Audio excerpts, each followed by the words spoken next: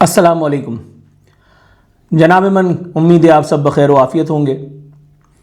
گل plaza سانحہ ابھی اس کی آگ ٹھنڈی نہیں ہوئی۔ اس ایک وقت جب میں آپ سے گفتگو کا شرف حاصل کر رہا ہوں، اب بھی گل پلازا کے ملبے کے نیچے سے انسانی اعضاء، اس کی باقیات وغیرہ دریافت ہونے کا سلسلہ جاری و ساری ہے۔ اس حادثے نے جہاں ہمارے نظام پر، ہمارے جو معاملات ہیں اس کے اوپر ایک بڑا سوالیہ نشان کھڑا کر دیا ہے، وہیں اس میں کچھ اسباق بھی واضح طور پر نظر آ رہے ہیں۔ میرے پاس قرآن شریف کا ایک سیٹ ہے اور اس کے اوپر بڑی خوبصورت انداز میں ایک تحریر موجود ہے۔ میں اکثر اس کو اپنے مختلف پروگرامز میں اور ویلاگز میں کوٹ کرتا ہوں، اور نشانیاں اس میں صاحبان عقل کے لیے، تو کوئی ہے جو غور کرے۔ آپ اس وقت جب میں آپ سے گفتگو کر رہا ہوں، اسکرین پر ایک خبر دیکھنے جا رہے ہیں۔ یہ خبر پاکستان کے ایک موقر اخبار، ایک موقر ویب ڈیسک سے لی گئی ہے۔ تمام چینلز نے اس خبر کو باقاعدہ نشر کیا ہے، اور وہ تمام افراد جو کیلکولیشنز کے، اندازوں کے، تخمینوں کے ماہر جانے جاتے ہیں، سر جوڑے اس بات پر غلطاں اور پیچاں ہیں، حیرت کا شکار ہیں کہ ایسا ہوا تو کیوں کر۔ اس خبر کے روح سے سانحہ گل پلازا میں شدید آگ کے باوجود مسجد میں رکھے قرآن پاک بالکل محفوظ رہے۔ خبر مزید بتاتی ہے، مسجد میں بچھائی گئی دریاں اور دیگر مذہبی سامان بھی اپنی حالت میں، یعنی اپنی اصل حالت میں موجود پایا گیا۔ آپ تھوڑا سا اس خبر کے ڈیٹیلز میں جب جاتے ہیں تو بتایا ہے کہ ریسکیو حکام کے مطابق گل پلازا کے پہلے فلور پر قائم مسجد کلیئر کر دی گئی ہے۔ مسجد میں بچھائی گئی دریاں، دیگر مذہبی سامان، قرآن پاک کے تمام نسخے محفوظ رہے۔ ایک بھی قرآن شریف، ایک بھی کلام پاک نیچے نہیں گرا۔ مسجد کے اندر جب ریسکیو ٹیمیں داخل ہوئیں تو وہاں شدید دھواں پایا گیا، تاہم تمام تر قرآن پاک جو وہاں تھے، اس کے نسخے وہ اپنی اصل حالت میں اللہ رب العزت نے ہمیں دکھائے۔ میں ایک وقت اپنے والد صاحب کی قبر پہ فاتح پڑھنے کے لیے گیا، پہلے بھی یہ بات بتا چکا ہوں۔ میرے والد صاحب کی قبر سے چند قبریں چھوڑ کر کے پیچھے والی صف میں، اور گورکن کے اچانک سے چیخنے کی آواز آئی تو میں متوجہ ہوا اس طرف، تو اس نے مجھے جلدی آواز دے کر کے بلایا۔ میں حیران پریشان اس کی شکل دیکھ رہا تھا۔ اس نے کہا جلدی آؤ جلدی آؤ۔ میں گیا، جا کر کے میں نے دیکھا تو ایک قبر کھلی ہوئی تھی، بارش کے بعد کی بات کر رہا ہوں میں۔ ایک قبر کھلی ہوئی تھی اور اس میں کفن نظر آ رہا تھا، اور وہ کفن ایسا تھا کہ جیسے مردہ کل دفنایا گیا ہو۔ اور جب میری نظر کتبے پہ پڑی تو وہ تقریباً 10 سے 15 سال پرانی قبر تھی، کسی خاتون کی وہ قبر تھی۔ اس کا پاؤں کے قریب کا حصہ، پیتانہ جس کو ہم کہتے ہیں، وہ کھلا ہوا تھا۔ میں نے جلدی سے اس سے کہا کہ اس کو مٹی وغیرہ، پتھر وغیرہ رکھ کر کے اس کو بھرو۔ وہ اتنا ایکسائٹڈ تھا، اتنا چارج تھا۔ پھر میں نے اس کو کہا، میں نے کہا بندہ خدا، یہ اس کو بند کرو، تمہیں سمجھ میں نہیں آ رہا معاملہ کیا ہے، اس کو بند کرو۔ میں اکثر اپنے احباب کی محفل میں بھی اس مسئلے کو، اس بات کو ذکر کرتا ہوں۔ اللہ تعالیٰ کو ہمیں یہ نشانیاں دکھانے کی کیا ضرورت ہے؟ وہ براہ راست، خدا نخواستہ معاذ اللہ میرے منہ میں خاک، کوئی اقدام کیوں نہیں اٹھا لیتا ہمارے حوالے سے؟ یہ نشانیاں ہمیں اسی لیے دکھائی جاتی ہیں تاکہ ہماری بھٹکی ہوئی، کھوئی ہوئی عقل وہ لائن پہ آئے، وہ ہمیں یہ بتائے کہ زندگی میں صرف پیسہ، صرف منصب، صرف جاہ و حشمت، صرف زر و جواہر پا لینا ہی سب کچھ نہیں ہوتا، اور بھی چیزیں ہیں زمانے میں محبت کے سوا، راحتیں اور بھی ہیں وصل کی راحت کے سوا۔ کلام پاک اگر اپنی اصل حالت میں پایا گیا اور ایک دکان سے 30 لاشیں برآمد ہو رہی ہیں، 100 سے زائد افراد جو ہیں وہ لاپتہ افراد جو ہیں وہ باقاعدہ مردہ ڈکلیئر کیے جاتے جا رہے ہیں اتھارٹیز کی جانب سے۔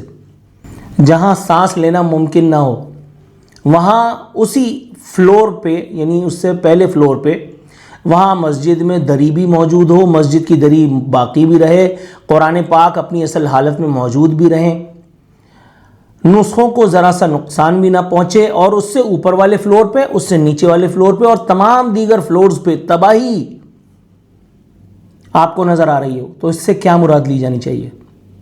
اس میں کوئی بہت زیادہ راکٹ سائنس کی ضرورت نہیں ہے، یہ 2 اور 2 4 جیسی بات ہے۔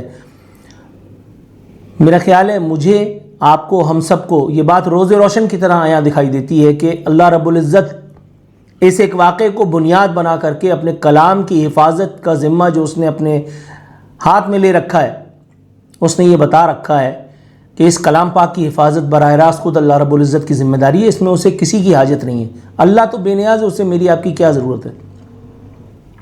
اگر دین مذہب کے حوالے سے ہم پر یا معاشرت کے حوالے سے ہم پر کوئی ذمہ داریاں عائد ہوتی ہیں تو اس کا نتیجہ بالواسطہ یا بلا واسطہ اس کا فیض بھی ہمیں ہی پہنچتا ہے، ہمیں ہی منتقل ہوتا ہے، نہ کہ خدا نخواستہ مذہب کو یا دین کو۔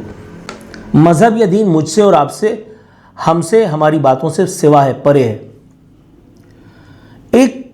اس دور پرفتن میں جہاں حرص و ہوس، جہاں طمع، جہاں لالچ عروج پہ، جہاں بےحسی، خودغرضی، ڈھٹائی، چودراہٹ، اس طرح کے نظارے اب تو عام پائے جاتے ہیں، وہاں اس ایک منظر کو دکھا کر کے اللہ رب العزت مجھے اور آپ کو کیا پیام دے رہا ہے؟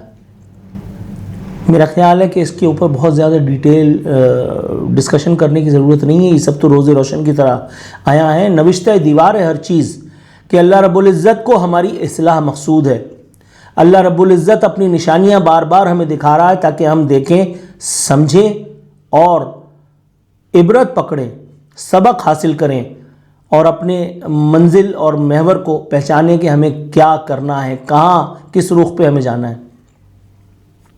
اللہ رب العزت نے کبھی مجھے، آپ کو، ہمیں کبھی کسی چیز کے لیے پابند نہیں کیا کہ پیسہ نہ کماؤ، کہ ترقی نہ کرو، کہ ایکسل نہ کرو چیزوں میں، زندگی میں، لیکن اس کے کچھ شرائط، کچھ قواعد، کچھ ضوابط اللہ رب العزت کی جانب سے دین میں متعین کر دیے گئے۔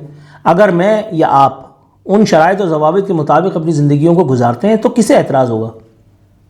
لیکن اگر ہم خود سری اور جس کو کہتے ہیں نا کہ وہ چودراہٹ جو ورڈ تھا، اگر اس میں مبتلا ہو کر کے وہ جو سر میں ایک خناس سوار ہو جاتا ہے، ایک سودا سا سوار ہو جاتا ہے کہ جی ہم ہی اصل ہیں، تو پھر مجھے اور آپ کو جا کر کے دیکھ لینے چاہیے شہر کے دیگر قبرستان۔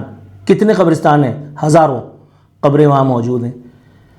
وہاں نہ جانے کتنے اینکران کرام ہوں گے، وہاں نہ جانے کتنے جو ہے وہ اچھے بولنے والے ہوں گے، کتنی اچھی باتیں کرنے والے ہوں گے، کتنے شاعر ہوں گے، کتنے ادیب ہوں گے، کتنے شاید منصفین ہوں گے، کتنے جو ہیں وہ صحافی ہوں گے، کتنے ہی اہم ترین لوگ جو اس وقت اپنے آپ کو دنیا کے لیے، اس زندگی کے لیے ضروری سمجھتے ہوں گے۔ میں یا آپ اگر ٹھنڈے دل سے اپنے آپ کو اس ایک نقطے پر ہی متفق کر لیں کہ یار جو کچھ بھی صحیح، لیکن ہمیں وہ جو ایک رسی اللہ رب العزت کی دی گئی ہے، وہ جو ہمارا دین ہمیں جس کی جانب اشارہ کرتا ہے، اگر ہم اسی کو مضبوطی سے کس کے پکڑ لیں، اگر ہم اپنی زندگیوں کو اسلام میں اسے، وہ کہتے ہیں نا کہ دین میں پورے کے پورے داخل ہو جاؤ، اگر ہم دین میں پورے کے پورے ہی داخل ہو جائیں۔ یہاں مسئلہ میرا اور آپ کا شاید اب یہ بھی رہ گیا ہے کہ ہم دین کو جتنا سمجھتے ہیں صرف اتنا ہی ہم اس کو پروپیگیٹ بھی کرتے ہیں، لیکن جتنا دین ہمیں سمجھ میں نہیں آتا یا نہیں آیا، ہماری ہی کسی کم علمی، کسی جہل کے سبب، ہم اسے معاذ اللہ ماننے سے ہی انکار فرماتے ہیں، اور شاید یہی ہمارے اجتماعی یا انفرادی زوال کا سبب بھی ہے۔ بظاہر یہ ایک چھوٹی سی خبر تھی، لیکن اس میں جو میسج، جو پیغام پنہا تھا، مجھے لگا کہ اس بارے میں بات کرنا ضروری ہے۔ اللہ تعالیٰ جام شہادت نوش کرنے والوں کو، جاں بحق ہونے والے تمام افراد کو جنت الفردوس میں اعلیٰ سے اعلیٰ مقام عطا فرمائے۔ پروردگار وہ تمام لوگ جنہوں نے اس حادثے میں اپنے عزیزوں، اپنے احباب، اقربا کو، دوستوں کو، پیاروں کو کھویا، اللہ انہیں صبر جمیل و اجر عظیم عطا فرمائے، اور میرا رب کسی کو کبھی بھی اس طرح کی کسی آفت میں، کسی امتحان میں، کسی مشکل میں کبھی مبتلا نہ کرے۔ اپنا بہت خیال رکھیے گا۔ فی امان اللہ۔